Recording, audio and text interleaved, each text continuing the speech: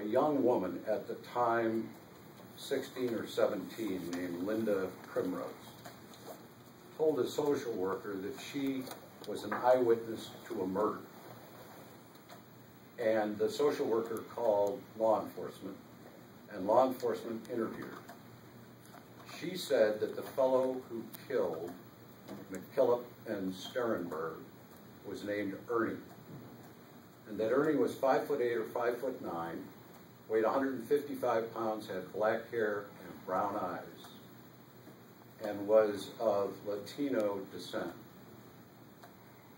She said that she actually witnessed the murder, and when asked by the sheriff's deputies if she could show them where this was, she said sure. And without guidance, this 16, 17-year-old took Maricopa County Sheriff's deputies north of Bell and east of Scottsdale Road, which at the time was raw desert. There were no streets, there were no street lights, there were no curbs. She not only took them to the right turnoff, but 350 yards east of Scottsdale Road to the precise place where the murder occurred, according to the sheriff's deputies who investigated. She also described where the victims were on the ground, and she described that when the shootings occurred, her girlfriend became hysterical and reached up and grabbed her own hair and pulled it out of her head and threw it on the ground, which was the first time in the 60 or 75 days since the murder that law enforcement had an explanation for where that human hair came from, because they found it at the scene. This young lady was asked, "What's Ernie's last name?" She said, "I don't know." The officers pushed her, and she said something other than Valenzuela, but it was a Latino last name. So the officers looked for this fellow and couldn't find him. 2 years later, a guy named Ernie Valenzuela is arrested on Scottsdale Road for joyriding. He is exactly as Linda Primrose described him. 5'8", 5'9", 155 pounds, black hair, brown eyes, Latino descent. He's arrested and jailed. While in jail, he had a cellmate whose last name was Green, and I assure you, no relative of mine. He told Green in the jail that he had killed Sterenberg and McKillop. And Green went to the Scottsdale police and told them, and they called the sheriff's office. And Shaver, a policeman from Scottsdale, and a deputy named Anderson from MCSO interviewed Ernie. And Ernie said, "I think I killed those two people in the desert named Sterenberg and McKillop. I'm not sure, and I'd like to clear this up." So the officers took him to a psychiatrist who said, "I don't know if Ernie killed him, but I can tell you, he's a killer. And you should consider him dangerous and keep him locked up." And they took him for a polygraph. And the polygrapher said, "He's not telling us the whole truth, but he was there. He was involved in this." For reasons that have never been learned by us, that was the end of the investigation of Ernie Valenzuela until 2 years later. At that point, Valenzuela was arrested for murder.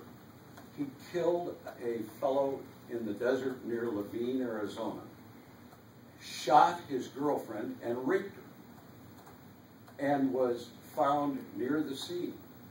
When asked by an FBI agent named Bowles and a BIA agent whose name I can't bring, Inman, he said, "Yeah, I not only killed that guy, I killed other people, they just haven't caught me."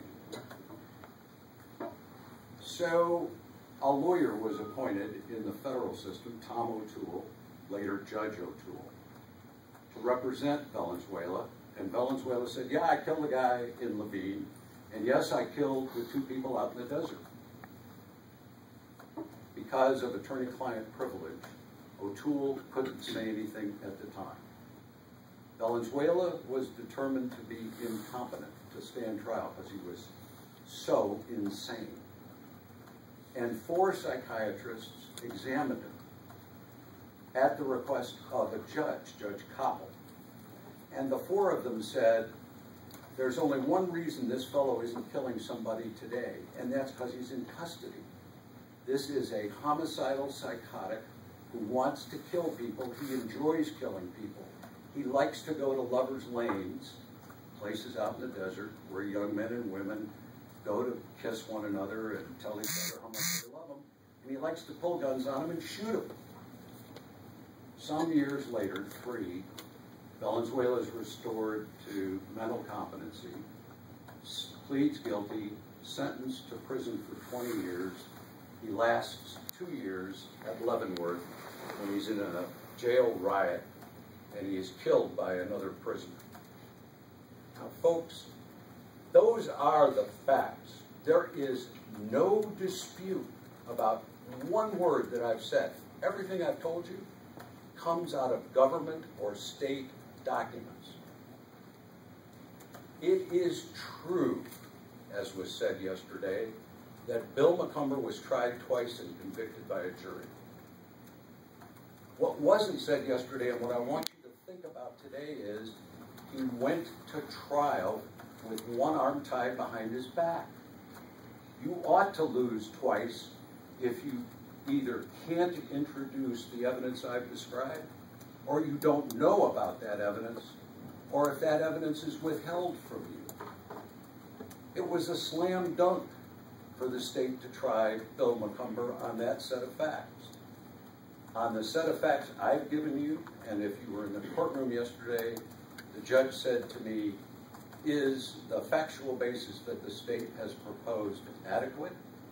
And I said, Your Honor, if that's the only evidence presented, it is an adequate factual basis.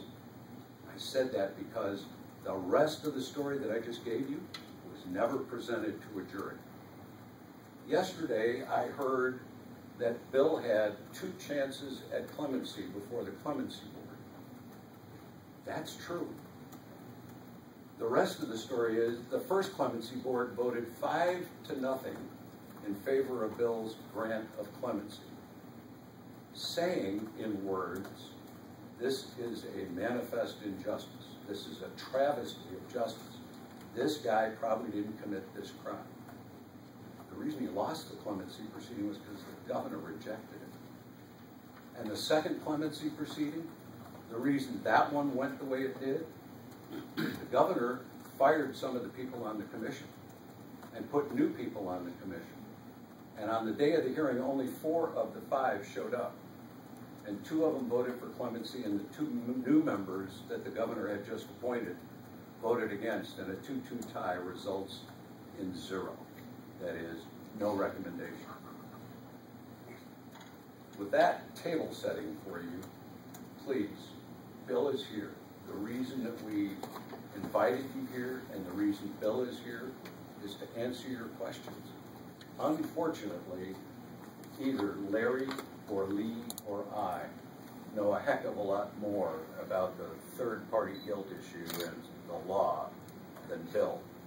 But on facts and on background information about Bill and how he survived 37 years in prison and the rest of it, have at it in any rational order that you like. If you raise your hand because you want to answer a question.